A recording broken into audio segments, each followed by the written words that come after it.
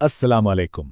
हम सब की ज़िंदगी में कभी ना कभी ऐसे लम्हात ज़रूर आते हैं जब दिल चाहता है कि किसी बालातर ताकत से मदद मांगी जाए। इस्लाम में इसी ताल्लुक का नाम दुआ है। तो आज हम इसी दुआ की असल हकीकत और इसकी ताकत को समझने की कोशिश करेंगे कि ये सिर्फ एक रस्म नहीं बल्कि बंदे और अल्लाह के दरमियान एक बहुत गहरा रूहानी मुकालमा है। जरा इस जुमले पर गौर कीजिए। दुआ मोमिन की जिंदगी का सबसे कीमती और ताकतवर जरिया है। ये बहुत बड़ा दावा है ना? इस एक जुमले में बहुत गहराई छुपी हुई है। चलें मिलकर ये जानने की कोशिश करते हैं कि आखिर दुआ में ऐसी क्या खास बात है जो इसे इतनी ज्यादा अहमियत देती है। तो सबसे पहले बात करते हैं दुआ की असल ताकत की। आखिर ये ताकत आती कहाँ से है? ये कैसे एक आम से इंसान को कायनात के खालिक से सीधा जोड़ देती है? इस ताल्लुक को समझना ही समझें कि दुआ की अहमियत को समझने की पहली सीढ़ी है। देखें, दुआ को अक्सर सिर्फ कुछ अल्फाज का मजमुआ समझ लिया जाता है, लेकिन इसकी हकीकत इससे कहीं कहीं ज्यादा गहरी है। ये तो एक कल्बी कैफियत का नाम है। ये वो आवाज़ है जो दिल की गहराइयों से निकलती है, जिसमें सिर्फ और सिर्फ खुलूस होता है और इस बात पर पक्का यकीन कि कोई है जो हर हाल में सुन रहा है। लेकिन यहाँ एक सवाल पैदा होता है कि क्या हर दुआ में एक जैसी ताकत होती है? तो यहाँ हमें कुछ ऐसी शर्तें मिलती हैं जो एक आम सी दुआ को भी गैर मामूली बना देती हैं। आइए देखते हैं कि सच्चे दिल से मांगी गई दुआ के वो कौन से अज्जा हैं जो उसकी तासीर को बढ़ा देते हैं।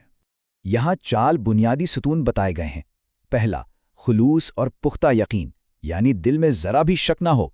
दूसरा, हलाल रिस्क, क्योंकि जो जिस्म हराम पर पल रहा हो उसकी दुआ में असर कम हो जाता है। तीसरा, गुनाहों से बचना ताकि दिल पाक साफ रहे। और चौथा, जो कि बहुत अहम है, अल्लाह की रहमत से कभी मायूस ना होना, चाहे हालात कितने ही खिलाफ क्यों ना हो। और जब ये शर्तें पूरी हो जाती है ना, तो नतीजा हैरान कुन होता है। ये एक इलाही वादा है कि ऐसी पुकार कभी रायगा नहीं जाती। जरा सोचिए, ये एक सोच ही दिल को कितनी तसल्ली और हिम्मत देती है ना? तो जब दुआ ज़ाया नहीं होती तो फिर उसका जवाब मिलता कैसे है?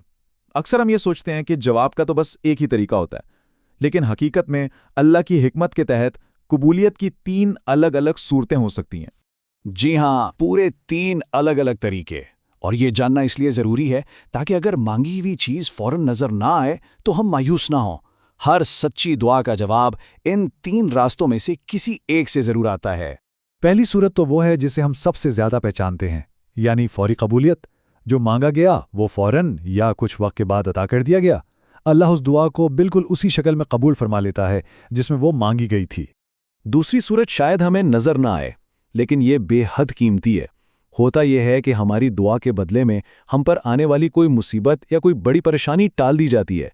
दुआ एक नज़र ना आने वाली ढाल बनकर हमारी हिफाजत करती है और अक्सर हमें इसका एहसास तक नहीं होता।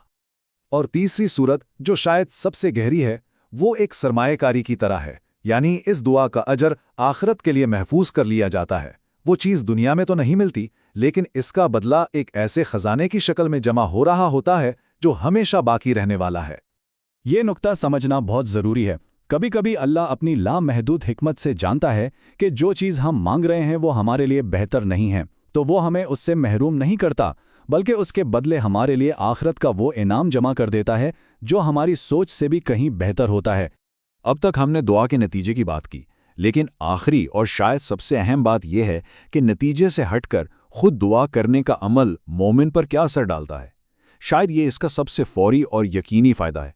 जब कोई दिल से दुआ करता है तो सबसे पहले तो दिल को एक अजीब सा सुकून मिलता है, ईमान को एक नई ताकत मिलती है। ये यकीन पुख्ता हो जाता है कि हम तन्हा नहीं हैं। ये एहसास कि कोई है जो हमारी हर बात सुन रहा है और जो हम पर सबसे ज़्यादा मेहरबान है, ये अपने आप में एक बहुत बड़ा इनाम है। तो आइए इस सवाल पर गौर करें। अगर हमें ये यकीन हो जाए कि हमारी हर पुकार, हर सरगोशी हमेशा सुनी जा रही है, तो ज़िंदगी की मुश्किलात और चैलेंजेस का सामना करने का हमारा अंदाज़ कैसे बदल सकता है?